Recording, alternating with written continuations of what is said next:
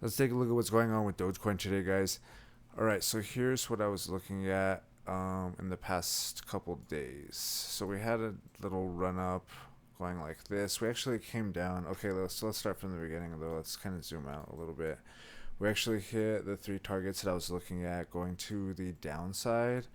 The 23% sitting at .394, the 38% sitting at .338, and the .294, the 50% level. We came down, hit all three of those levels, and I got those levels because of the Fibonacci retracement tool. When we have a big run up and we think that it's going to go down, I get the Fibonacci retracement tool, drag from the bottom of the run to the top of the run, something like that. The bottom is right here, the top is right here. Get those levels, and when we start having trouble up here, or when we start having trouble in general, like when we have a run and then we start having trouble, we can't really quite get past up, then it's kind of, and then we start breaking a trend because we had these supports. We had something like that. We had these supports. We broke that trend. Boom. That was kind of a signal that we might be getting a correction. So that's when you start using the Fibonacci retracement. Even when you have a run and you kind of start thinking it's starting to kind of have trouble, then you could use that tool. But that's where I got the limit orders from, and we hit all three of them. The three that I was looking at, anyways, I was looking at the 23%, this red line, with the 38%, the yellowish green line, and then the 50%, the green line. And then we could also be going down to the 61%, that like kind of teal. So, but right now, it kind of looks like, okay, so let's go back to what I was going to start talking about at the beginning of the video. So, we filled all the limit orders. I bought at each of these levels, boom, boom, boom, as we were going down. And then, like I was saying, we had that line right here. That was a signal that I kind of took some profits on. And then, so came down, bought all three of these. But what I talk about on this channel a lot is the Fibonacci levels, and also how you could use them as um, places to trade on. So like right here, I bought, like I was just saying, and then right here would have been a good spot to sell because it started going to the downside. I guess you don't know for sure if it's gonna get resistance right here, but a lot of times they kind of do are support and resistance. So once it broke this trend line, let's kind of zoom in a little bit. I'm looking at the 1 hour time frame. Let's see, we had support, support, support, support, giving me this trend line right here. Once we broke that trend line going to the downside and we hit that Fibonacci retracement level, we came up, hit that level, and then started getting rejected right at that level, and then we broke to the downside there. There's a couple of signals right there. So we broke the trend, boom, signal. We came up, hit the Fibonacci retracement level. Let's see what it's gonna do. Had trouble, boom, broke it. We broke that level going to the downside. That's another signal, in my opinion, that it's starting to head down. And then, so that's what made me take some profits here when I bought this position right here. And from here to here, that was actually, from there was actually a good one. That's why I'm thinking I should like actually split it up, maybe do like um two positions, one or two, break it up at least. Do Okay, so you buy right here, and then you can sell half right here, and then half if it goes up here or even higher or whatever, or at least not even, you know what I'm saying? That's what I'm thinking actually now. To put a limit order here, anyways, though, instead of just kind of waiting to see, you buy right here. Once it gets filled, then do half a limit order right here, half of that, and then boom, once it starts going down, then you can buy again. But what I did is I bought here, sold, it started coming down, then I think I sold somewhere in here, and then now I have a limit order back at this level again at .294. It does look like it's actually doing something, I don't know, it's doing like a little triangle pattern where we have resistance, resistance, resistance, resistance, support, support, support, support, support, basically in between these two trend lines. I'm looking at the 1 hour time frame anyways. We're bouncing in between these two trend lines. Are we going to bounce to the upside, or are we going to break to the downside right now? It kind of looks like we're testing that resistance. I'm kind of curious if we're going to break to the upside. And it's going to, I mean, not a, I mean, I don't know. I would like it to go to the downside to fill that limit order to buy it. But if it breaks to the upside, that's cool too.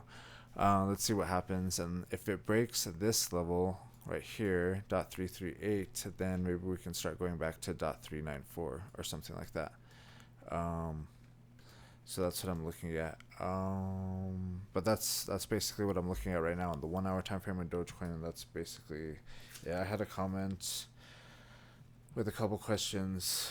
One of them is how to take profits, and I would say, in my opinion, the way I take profits, or when I kind of, what makes me want to take profits, is these Fibonacci retracement levels, trading in between them, and then also using signals like I've been talking about, like the trend lines. So we have support, giving me this trend line right here. We broke that trend line, going to the downside. That is pretty much a signal. That's one signal to take profits. And then, like I was saying, the Fibonacci retracement level, breaking that to the downside, that's also a signal to take profits. And then to buy, like I said, I use the Fibonacci retracement levels to buy a lot of the times.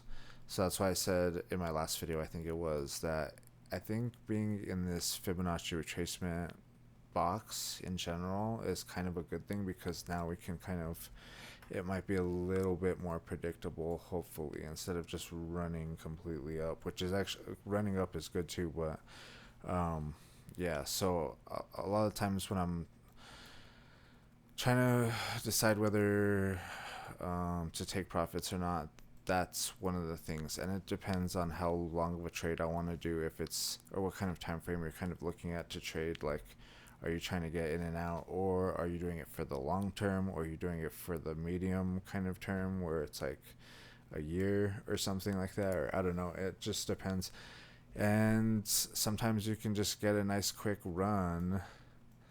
Let's see. Sometimes you could just take advantage of a quick run and then just get out and then be done. But I do that with GameStop. I mean, sometimes I catch GameStop's little runs, and I'll just be in and then out completely. But with Dogecoin, I do hold it long term, and kind of brings me to my next point. So it's like I was talking about with, and this is goes back to another one of their questions too, is like how to decide when to hold and when to sell.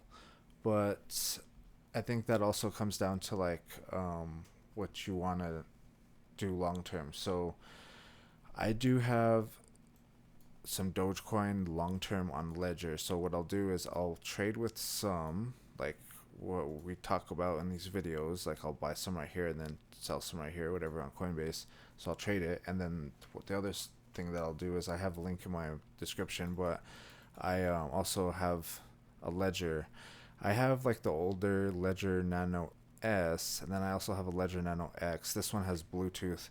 This is kind of cool because it gives you $40 off Bitcoin, but it's basically a place to put your crypto and have it safe from the from Coinbase, or what, like if Coinbase went down or whatever, if they wanted to, like, I don't know, do something shady with your money, which I've heard stories of. I've never really had bad problems with Coinbase particularly, but just in case, like I usually have most of my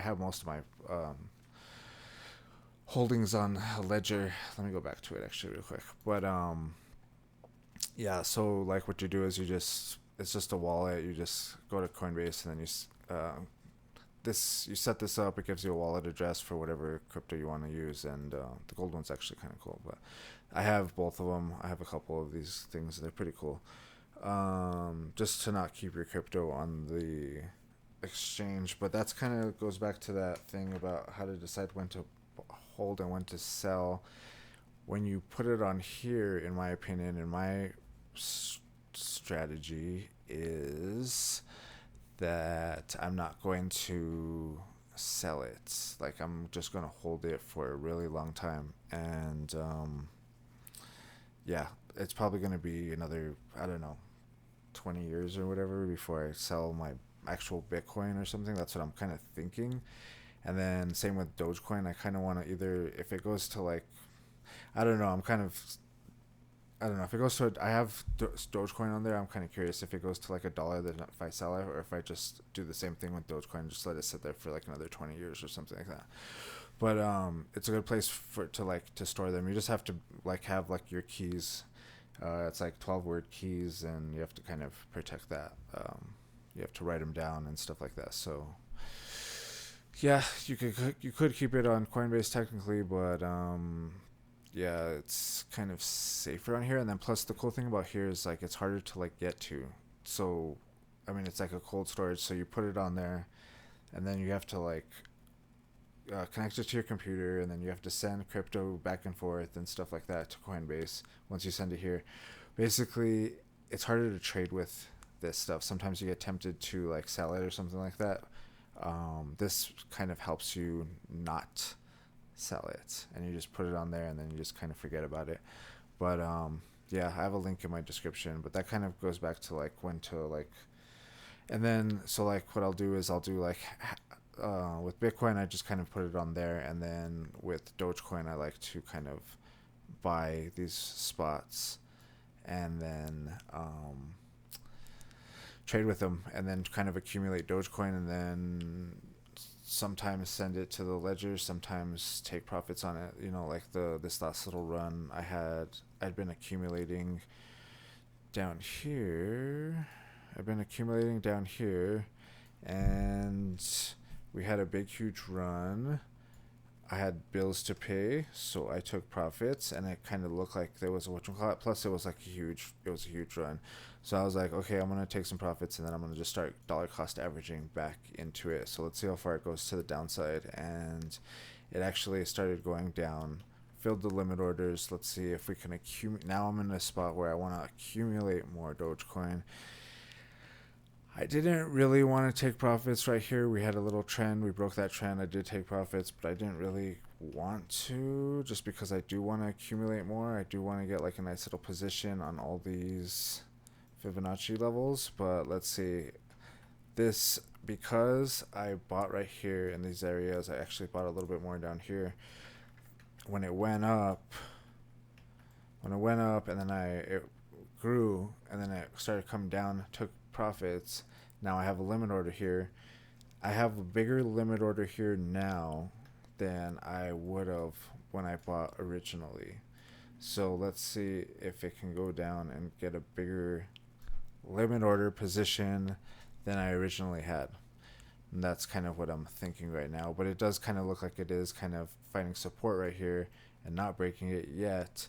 If it breaks to the upside, then I'll be less confident on it going to the downside, hitting my limit order for now at least.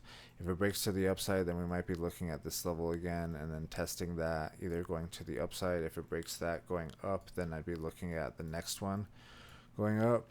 But if it comes up and has trouble like we did over here, then I'd be looking at this level again. So that's why I'm saying with these Fibonacci retracement levels, you can kind of, I don't know, I feel like they're a little predictable. We'll kind of see now that we're in one again. We came down, filled all three of them, got a bounce right around that area, got rejected or had resistance right around the 38% level. Coming down, let's see if we fill the next one. You know what I mean? That's kind of what I'm thinking, and that's where my money's at pretty much. Let me know what you guys are thinking though, but it's kind of cool how these Fibonacci retracement levels kind of are working out. You guys can see it in real time. I hadn't really been making videos because I was waiting for it to really go to the downside. Some of the comments were kind of funny, like delete your channel and stuff like that, which kind of, I mean, I get it. I want it to go up too, but it looked like it was kind of having trouble pushing to the upside up here. We broke that trend line going to the downside, and I was like, okay. And then it just kind of like started. These were all like, it was probably in this area right here where it was kind of unknown. Are we going to break to the upside, or are we going to break to the downside? And look at where we found support at. I was noticing that the other day too, is right at that 23% level. We were having support. That's where we were getting those bounces. And I talked about that the other day, is where like we came down, filled the limit order, got a bounce, and then came down, filled the limit order, got a bounce. came down, filled the limit order, and then we actually crashed to the downside. So we've I actually filled this one a couple times, and then we filled these ones, and let's see if come down, filled it, get a nice little bounce to the upside, come down again, fill it again. Let's see if we could do that again a couple more times. In the meantime, I'm accumulating Dogecoin, and hopefully while we accumulate, then maybe one day we'll get a bounce to the upside and break out of this, and actually maybe we will go to the dollar or whatever. But in the meantime, we can kind of try to take advantage of the Fibonacci retracement levels bouncing in between them. It's not really perfect, as you can see. Let's go back to like the 1 hour time frame. We didn't like perfectly hit that level and then bounce and then perfectly hit those levels, but kind of though, you know what I mean? Like the levels right here, we came down a little bit below it and then came back above it, but right at the 38% level, that's what we had trouble, and then we started coming to the downside. And so that's why I'm saying I'm kind of curious. That's why I kind of took a little bit of profits over here, and let's see if I could fill it back again, and then we'll see if this can hold support. If this starts breaking support, then I'm starting to put limit orders at the next one. I haven't put a limit order down here quite yet, because I do, like I was saying, I do want to accumulate in these places still. So yeah, I don't know. Let's see what happens though. Let's see if we can fill that limit order at .294. That's my next limit order and my next target. Let me bring back these targets, because I have a feeling we're going to be talking about these levels for a while, until we either break out of here, the top, till we break out of the top, or we break out of the bottom, so, like down here. So yeah, I mean, I'm going to be talking about these levels for a while, bouncing in between them, guaranteed.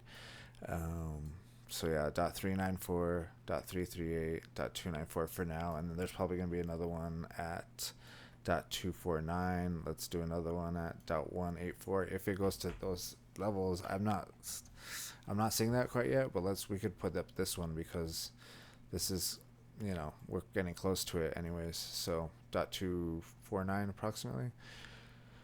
Yeah, let me know what you guys are thinking though. If you guys like that video, hit that thumbs up. If you want to watch the last video, check it out right here, where I talked about a lot of the same stuff. I talked about these targets and talked about some other stuff, but check it out right here.